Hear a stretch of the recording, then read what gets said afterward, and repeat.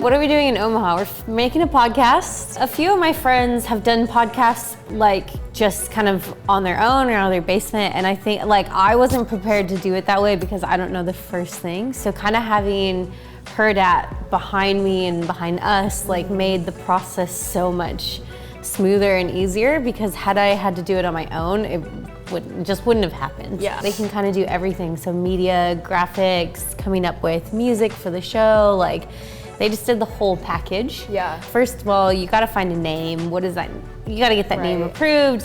Is anyone else using that? Is it gonna be catchy? Gosh, yeah. Having help with scheduling. Like I can barely get my own schedule going, let alone try to schedule people for interviews, and you know, a lot goes into that side of things. So having that help and support is, it's unmatched. Right. Huge thank you to Hurrdat. That I wouldn't be here without them. I couldn't have done it without them. I'm Malia White, real-life bosun and cast member on Bravo's Below Deck Med. Working in my industry can be very interesting. These are my stories. As you'll find out, my world is a total ship show. Hey guys, welcome back to the Total Ship Show. I'm Malia. And I'm Amanda. You forget your name. And today we have Bravo's Kate Chastain with us. Hi, Kate. Hey guys, thanks for having me. Yeah, thanks for being here. So we're just gonna dive right in because Kate and I have met once, very briefly, right, in Fort Lauderdale. So briefly, we met on boats. We were both on boats, but not the kind of boats people would probably expect. They were much smaller, recreational, on a sandbar. Yes, on the sandbar.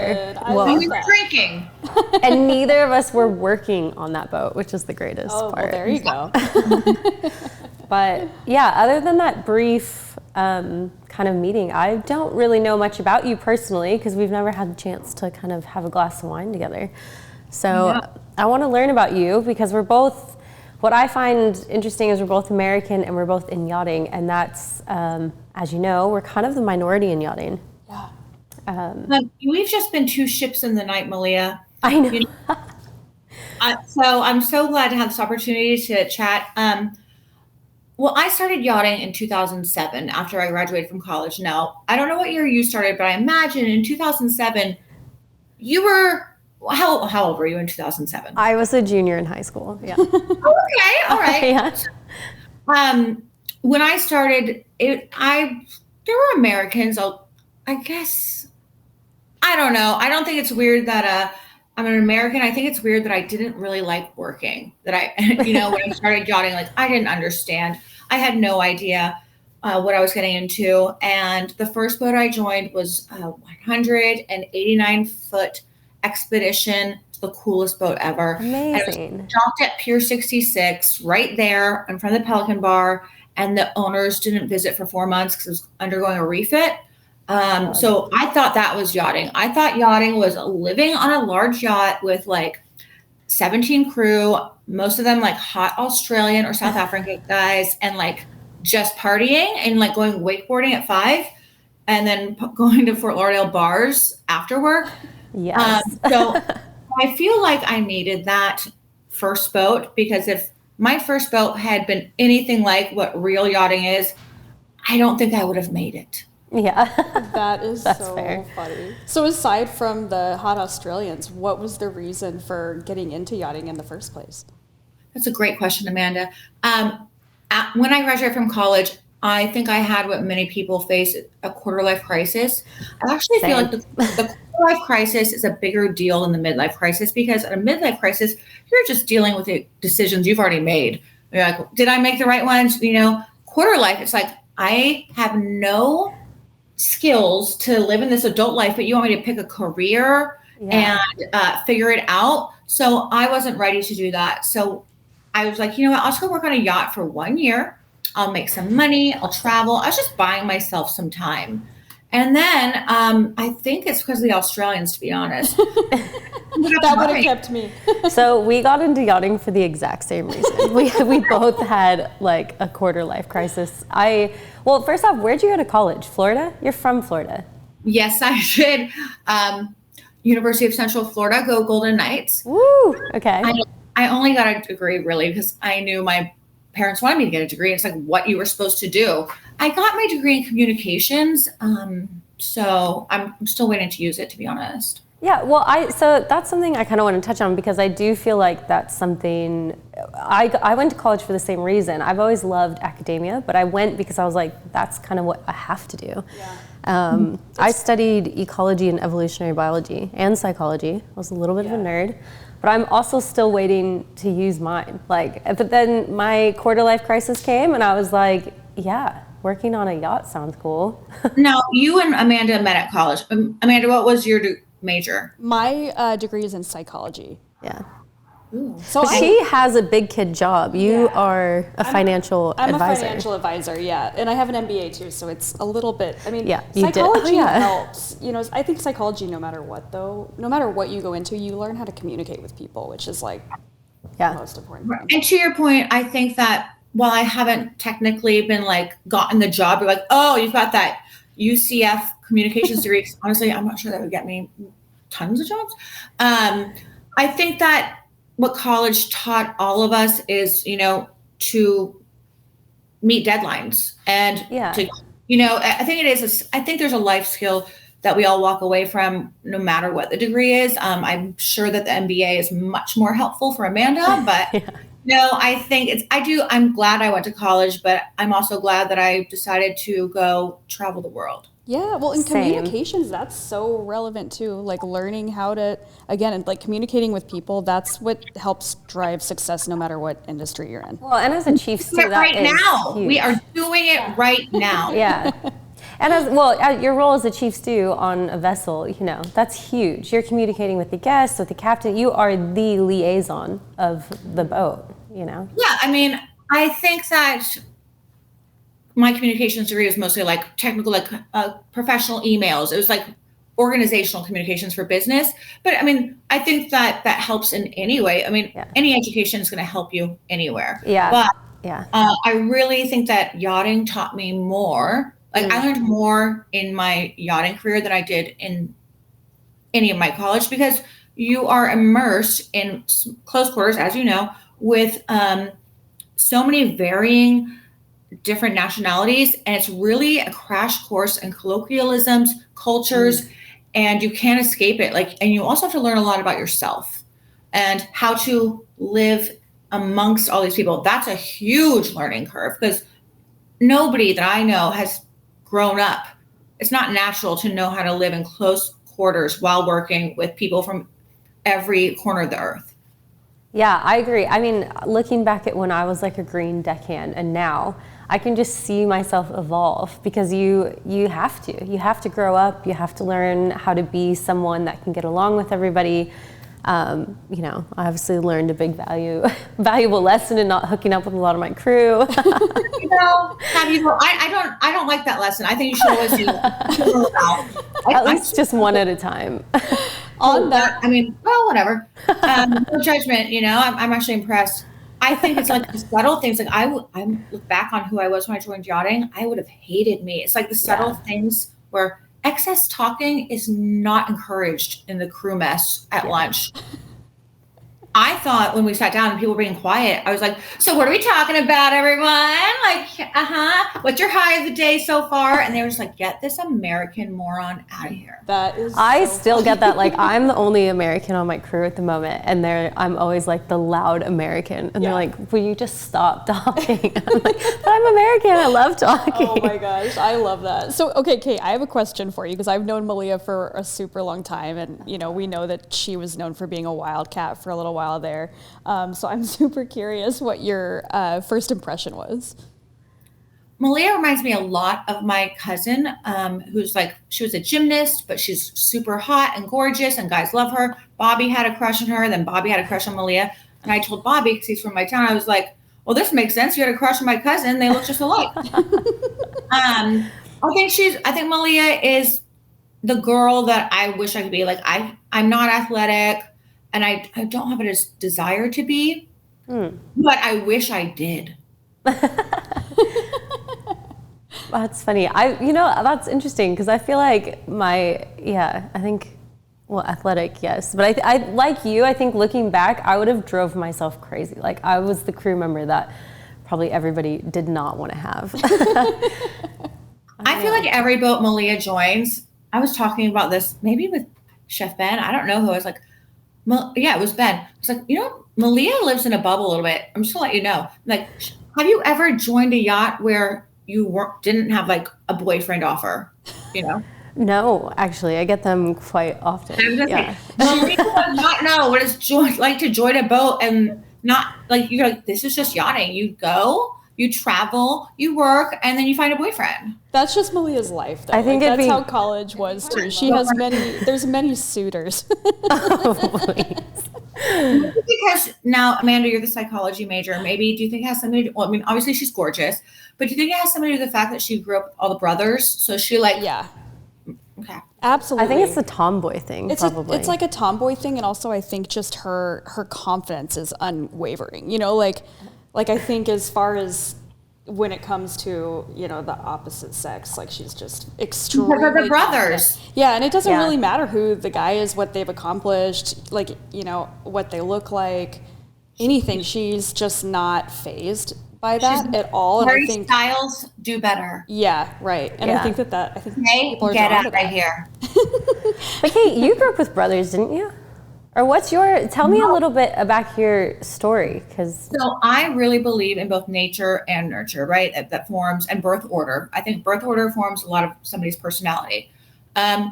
So mine is scattered because I have an older stepsister and I have two younger halves, a younger brother, sister. So when I'm at my mom's house, I'm like the oldest because I've got the halves below me. But then when the stepsister comes to visit, I'm middle. Well, then I go to my dad's house, I'm the only. So it's like I'm like varied. Okay. I'll draw you guys an infographic later. Perfect. Okay, but one thing that you and I are common, like that we share, because I see you constantly posting things about NASA's launch, and you're very into space, and I think like supporting troops and things. So where does that do you have a military background? Your family? I'm very impressed that you picked up on that, Malia. So the reason I'm from the Space Coast, where Bobby's from, Connie, you would love Connie, female deckhand badass. Yes. We're all from the Space Coast. If you look at my phone number, my area code's 321. That's for 321 Blast Off. So the reason my family was there is because my grandfather was the colonel doctor for the Air Force. So when they started this NASA, they didn't have it. So he was the astronaut's first doctor. So my dad was a scuba. Oh, that's another thing. My dad was a scuba diver for NASA. So I got certified when I was 14. And space is very much part of my heritage. What does a scuba diver for NASA do?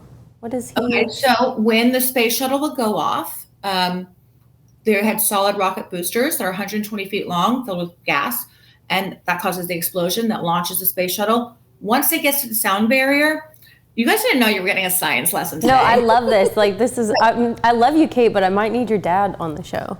Oh, he's so cool. I think he would love to have you as a daughter, because I wanted as a cheerleader, but he's like, we're going scuba diving. I was like, okay. So once those boosters fall off, they land in the Atlantic Ocean. So there was a recovery team that worked on like a 200 something foot boat. There's two of them, and they would go out and they'd be out waiting for the boosters to land in the ocean, and they would scuba dive down and put a big plug in the bottom of these 120 foot boosters and tow them back to the Cape. That's awesome. Whoa. That seems like, well, first off, it seems so dangerous, but like so badass. It is, yeah. Wow, that's amazing. That's so your dad really cool. He doesn't still do that, I'm guessing, because no, he's retired, but he did it for a long time. Like, take your daughter to work day. I was in a decompression chamber. This is so cool. Like, I'm totally nerding out about this. Like, I know you are, but I don't know if Amanda's like, what does that mean? No, okay. I actually briefly dated a guy who was the aeronautical engineer who built the boosters for ULA, and I have a lot of friends who work for like different branches of SpaceX, Blue Origin. your sister does some of this too. She actually doesn't, but I mean, Colorado has a lot. Like, they're building a new SpaceX office in Denver, and it's like a lot of people that we went to college with. I didn't know there was offices in Denver or bases in Denver for this, but it's just so exciting because the space program, NASA ended, 10 years ago and change, whatever. And for our town, it's kind of like Detroit when like Ford, I think that's right, when Ford shut down. Like it's kind of like was what our community was built on. Oh, yeah. So now that SpaceX and Blue Origin and Virgin Galactic, they're kind of like breathing new life into our area. I mean, and it's very exciting also that we're continuing this exploration, especially Malia, to bring it full circle as yachties. We want to explore. And I think, are we just giving up on space? I'm so happy that it's happening again. Well, I mean, you said your first boat was an expedition. I think that for me is like the dream, is to be on an expedition vessel that has a submarine. Because as much as like space and below the surface, like I just want to explore. Yeah. I mean, question for someone who wouldn't know that. Like, what is an expedition vessel? What does that mean? Yeah, I mean, they're basically designed to go to the places in the world that are difficult to get to. So like, for example, they go to the Arctic Circle, they have icebreakers on the front so they can cut through the ice, they can store a bunch of fuel. They typically look more industrial, more badass. Wow. I don't know, what do you think, Kate? Words out of my mouth. I was gonna say ice crushing steel hull. Yeah. And they're just not like this poofy little white and shiny boat. They're like, we are a badass. We're playing Red Hot Chili Peppers and we're going places you can't go and we're just cooler and better. Which is like, so, and I think Kate can speak to this, but there's yachting, there seems to be two sides to it. So there are these boats that are very much like, we call them the milk run. They do the Caribbean and the med season, and they're all about who can be seen and the parties and the white glove boats. But then there's other boats that are just, they go. Like I was on one that we just went to the South Pacific and we were going to these tiny little islands and we were staying out in the middle of nowhere. And that's kind of the other side when you get owners that just want to go explore, and it's awesome. Is it ever like scientists like on these types of boats that you guys would work on, or? There are those boats, and I mean, Malia probably with her ecology or marine biology major in your scuba diving, like that sounds like something that you probably have done or would do. For me, also, I was there to make money, Yeah. So you're not going to make as much money on those boats. And to your point, Malia, there is like all these different, that's why yachting was so great. If you got tired of doing the milk run, charter, go to the South Pacific, go to Galapagos, chill out for a while. Yes, you'll have liveaboard owners, but they're probably cool too. But it's just, there's so many different ways. If you get tired of this boat, jump on another one, do a different vibe. And I think like probably from Kate and I's different perspectives. So like when I go to the Galapagos, it's like, hell yes. Cause like I can go diving, and for deck crew, you're like constantly, going out and you're constantly going on excursions. Sometimes the interior on boats like hardly see where we're at. Like sometimes, they're like, I don't even know where we are because Oh, it's so annoying. Yeah. So annoying. I remember it was on my first real boat, like a real charter boat, and I was like trapped, so I couldn't escape, and I wanted to, but I did it for I was in the laundry room for 2 months straight, such a charter boat. Oh. And one day I just been down there ironing for so long, and this deckhand comes down, he's like, oh God, just got back from snorkeling. He was there for lunch. He goes, just got back from snorkeling and diving with the guests. The colors under there are so gorgeous. And I was like, Erin, I'm going to kill you. I gotta remember that sometimes. You're like, I've been staring into a steel barrel for the last day. Sometimes I go inside and I'm like, oh, I'm so hungry. I've just been diving all day. And I'm like, oh, never mind. What a life. I don't want to get murdered. That poor third stew is just there, working so hard. She's like putting a slice in my uniform. Oh my gosh. You're right. That's true. Yeah. Kate, what is your favorite thing about yachting in that industry? Really the people, both, mostly the crew. Like I've met my favorite people. They're all well-traveled for the most part if they've been in it long enough. They're well-traveled and they know how, they're polite because they know how to live in close quarters.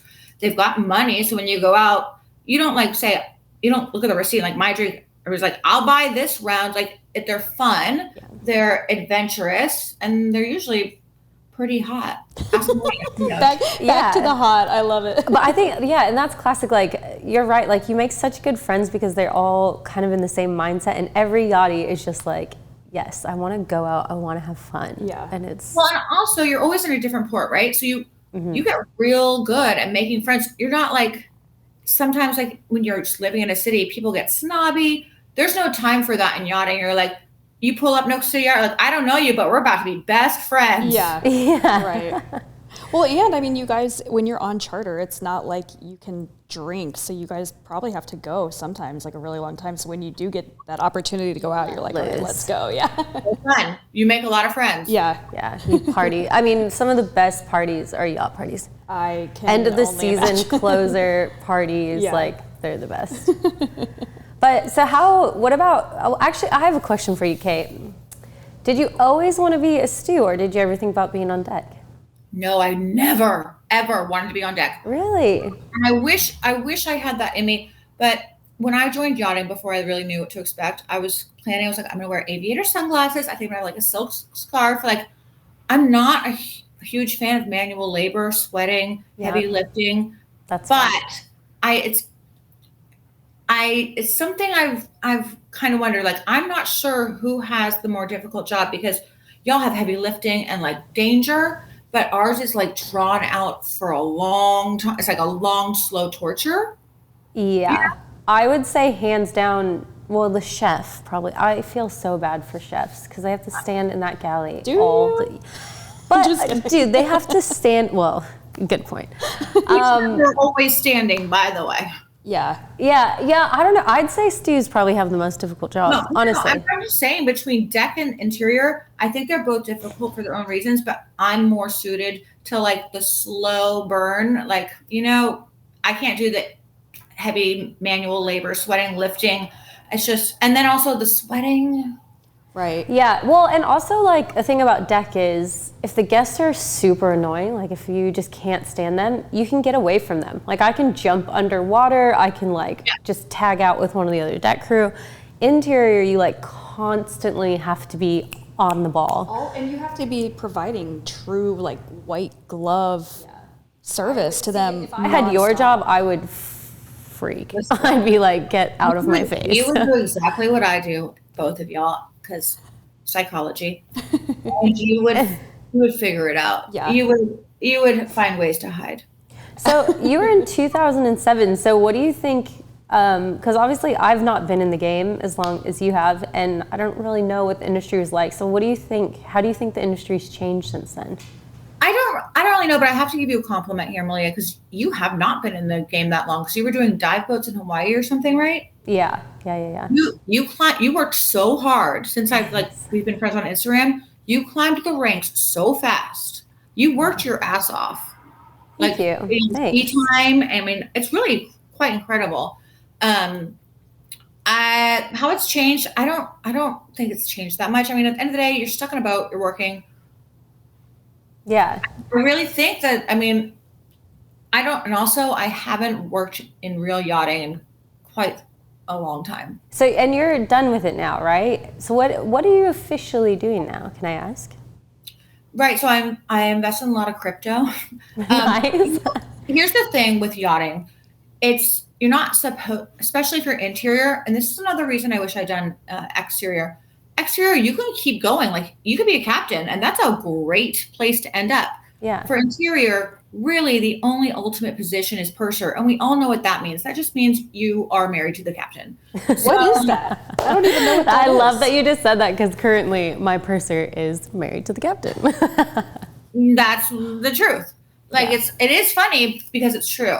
Yeah. So for me, like, I did it. I only meant to do it for 1 year. I ended up doing it for 6. And then I had this other cool opportunity of being on TV come after that. And that was kind of like, people always said, like, if you do that reality show, your yachting career is over. I'm like, isn't that the point?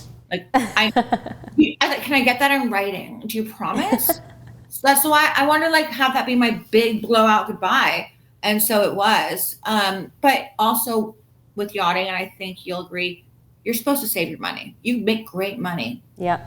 And then you save it, and then you don't have to worry about things later. Yeah, I agree. So, and you see, like, that's, I guess, where we differ as well. Like, yours was the big blowout goodbye. Mine was your intro. Yeah, I had no clue, and then I got into it. And yeah, I do want to be a captain. So now I'm kind of like back reeling and being like, hang on, I actually do want to be in the industry. Yeah. It's such a great industry, especially if you can work your way up to captain. Captains have it made. Holy moly. Yes, they do have it. I mean, like my captain right now. I mean, like chief officers even. So I'm taking my OOW at the end of the year to be a chief officer.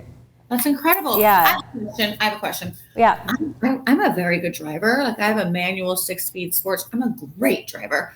I think I could drive a boat. I feel like it's not that hard. I mean, the stress of it is hard, but like, here's why. I'm not insulting you, but hear me out. Okay. Like I feel like there's a lot of forgiveness time, right? It's floating. Yeah. You're going slow. Like I feel like it's not like driving a race where you're like weaving out of traffic.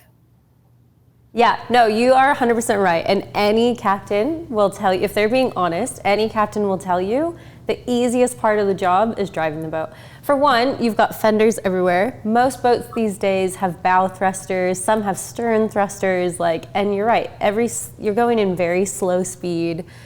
It's easy. That's the easiest part. I feel like I could do that. Honestly, my biggest regret is not asking a captain to be like, let's just give it a go. You stand right here, but I think I could be like, oh, so move it a little this way. It's like a big video game, like move it a little this way. You have time to like look at it and make a decision and correct it.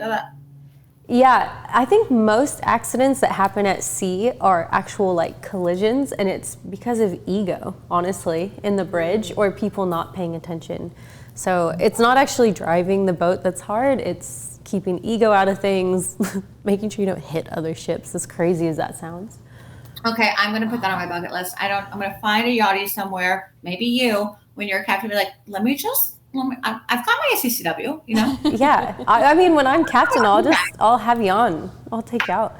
Awesome. Why don't we have Bobby just let us take one of his yachts out? Okay, all right, I'm doing that. Yeah, I'll start a little smaller. Captain Kate.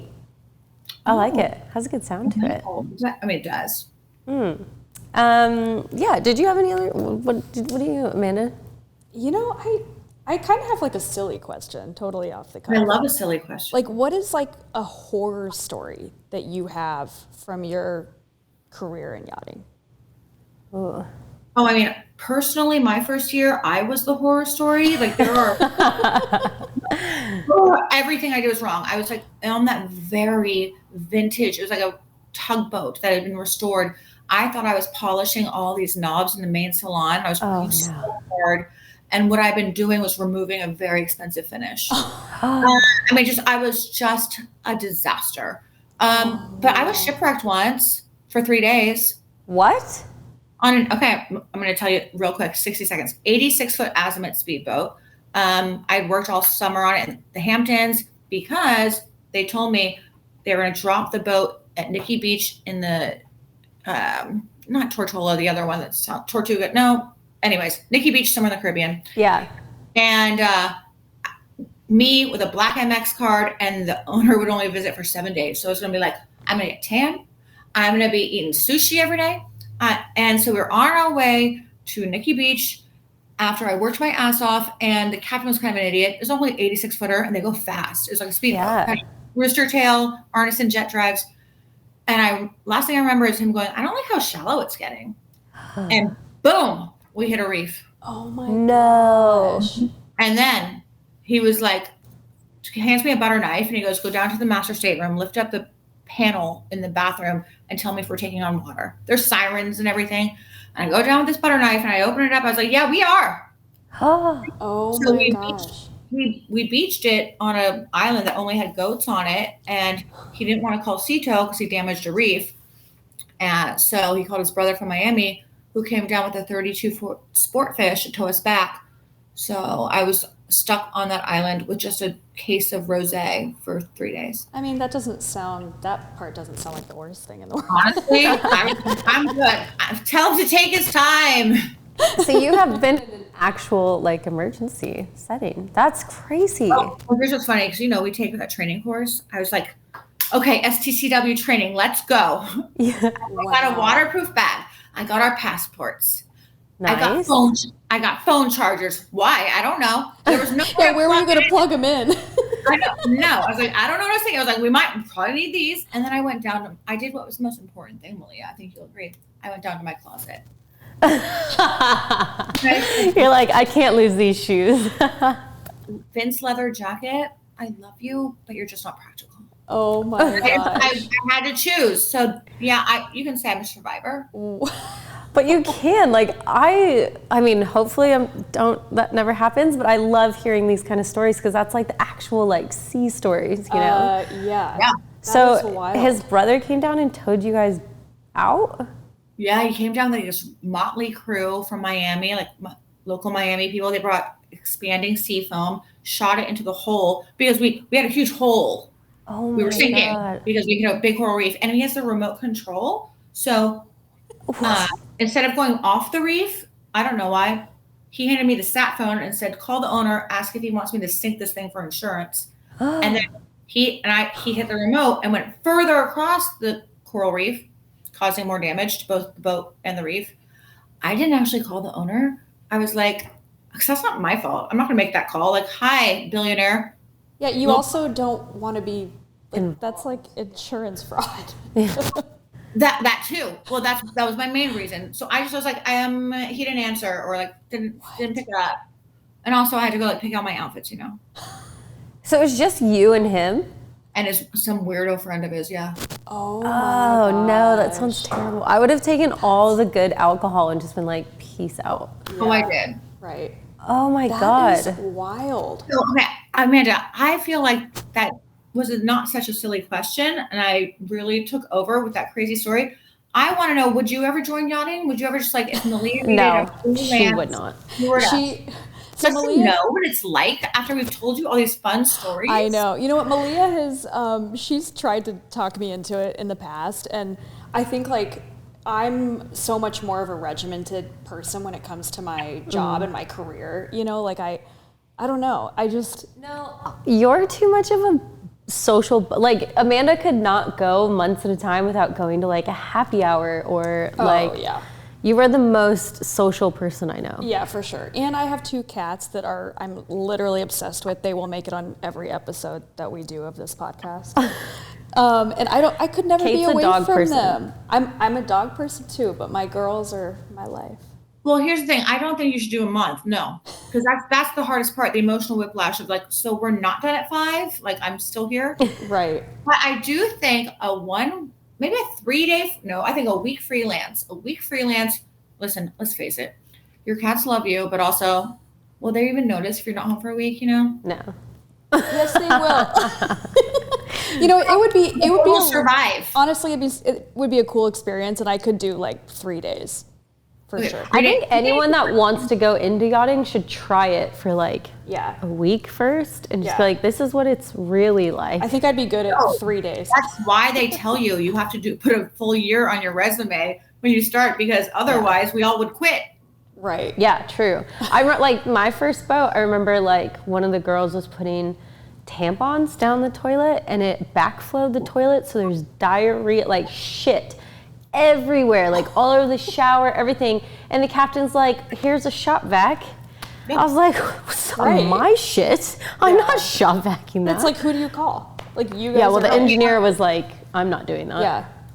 That happened on my first boat, but I was born without the sense of smell. I'm gonna get it fixed. It's just a long story. So I already told them this. So I was on a stool in the engineer's cabin with a radio telling them when the shit water was going down. Like, yep, it's starting to go down. Hang on, you were born without the sense of smell? Yeah. Can you taste? I don't really know, you know. I think I just have a very deviated septum. But I might get the surgery. But if I do the surgery, I have to do a documentary because it's gonna be like I'm an infant at this age. Like, what is happening on my face? So I'd watch that documentary. So I know, but I'm not ready to live that documentary. It's like a lot. You can't smell it all. Never have been. No, but I didn't know until I was 14. I just thought everybody else was very dramatic. Wow. Well, you could share a cabin with Malia then and not have a problem with the rest of us. I was gonna say, yeah, I'm a pretty smelly person. So. It's probably why I got so far in yachting, to be honest. It's it's a skill. Wow. It's a super skill. That is real. That's an interesting fact. I actually didn't know that was possible, that someone could be born. It's called anosmia. Wow. That's so interesting. But like the surgery, like would you want to learn? Would you want to smell it this late in the game, or would you be like, nah, I've gone this Because far? honestly, I know it's gonna be amazing, and then I'm just gonna feel bad for myself before this. I'm like, oh my god, she knows so much. Do you wear perfume? I do, but I don't know. I mean, like I'm winging it. I'm like, I hope I didn't put too much. Yeah. I almost wonder if you would have like crazy headaches or something like that if you got your sense of smell like this late. What if I hate my dog? What if I gain 500 pounds? Like, it's like my life's pretty good. My life is pretty good, Yeah. Well, guys, this has been so fun.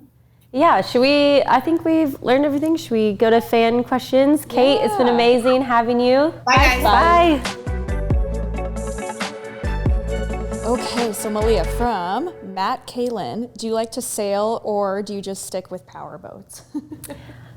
I have never sailed, as in like I've never sailed a boat. I've been out on sailing boats, but I've never been the one to sail it. So just sticking for power boats for now, but I would love to learn to sail. So if anyone would like to volunteer to teach me, that'd be great. There you go. Awesome. All right, so from Denny Bradley, is yachting easy to get into if one was in the Coast Guard? So if you served in the Coast Guard, if you've been in the Coast Guard, there's a good chance you'll be one step ahead of the game because you'll have probably some certificates.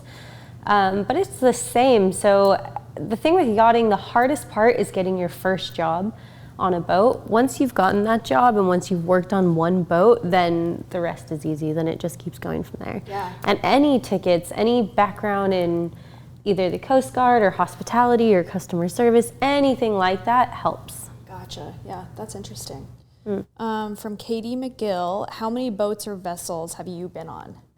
I've been on about 7 yachts in 5 years. I'd say my first couple, my first boat I was on for like a year, and then I kind of bounced around until I found another one that I really liked. But until boats are strange because not only do you have to like the captain and the crew and the owner, but they've got to like you. So you kind of have this weaning period where you're like, is this one for me? Is it not for me? Do I like it here? Yeah. Because that's a lot of time to be spending with people.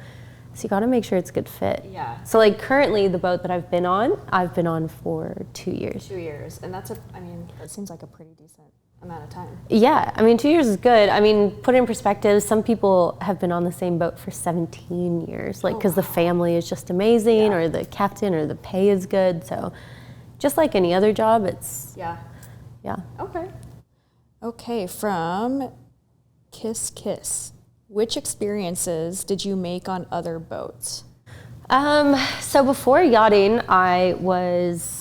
I worked on dive boats, and that was a super, super fun industry. You knew when I was working on dive boats. It was so much fun. Like, every day, you just showed up at the boat, you got the gear ready, you'd go out for like a 2-tank dive. It was in Hawaii, of all places, so I got to see beautiful, marine life all the time. And then after work, I was just living and kind of surfing and bumming around Hawaii.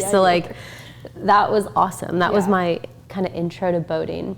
And that was also super, that's also like a manual labor type job. Oh yeah, we had to huck tanks, you'd take out 12 guests, 36 tanks or whatever, and you're just, with guests and crew, and it was a lot. Wow. That was also very manual, very manual heavy. Yeah, but you loved it, so. Yeah, I guess I'm just designed for manual labor, even though it does not look like it. You are, and you love it. All right, from B. Kelly 93, what qualities are most necessary in yachting, and what are the worst that bother you? So some qualities that are definitely necessary is you gotta be fluid, in the sense that we're working with a lot of different nationalities all the time. You're not always gonna know, it's not always gonna feel like your home, culturally, you gotta be open to other people, open to other cultures. You've gotta be kind of on your toes a lot. We don't get a lot of rest, so you've gotta be a hard worker. You've gotta be nonstop. You gotta gotta be motivated. Yeah, so those are the kind of things you have to have. Some of the bad ones, it's if you're stubborn and you don't like being told what to do, you're not gonna do well in some of the lower positions. And ego, like you just can't really have a big ego, because then, you're not gonna get along with all the personalities on the boat. Yeah, well, and it'll get shut down pretty quickly. Yeah, you also can't be lazy, then the other members of your team are really gonna call you out. And then, you definitely can't sleep in, Amanda. I was up at 7 this morning. Yeah. I would think with, being fluid, that you also really have to be just fluid into what comes up in the day, like adaptable. Like you never know when an issue's gonna arise, and you have to be like, all right, we're taking care of it right now. Yeah, exactly. Like, for example, like an engineer doesn't really have a 9 to 5, because at 2 a.m. the Blackwater alarm could go off and they have to get up and solve that problem, right? They can't be like, oh, that's tomorrow's problem. No, that's right now's problem. Oh and gosh, it's it can sometimes be a matter of life or death. So it's you're constantly a crew member. Yeah, awesome. Well, that's all of our fan questions for today. Awesome. I guess that's wrapping up. Again, follow us, Total Ship Show, on all of our socials. You can find us on Instagram, on Facebook, and TikTok, and YouTube. And tune in for our next one.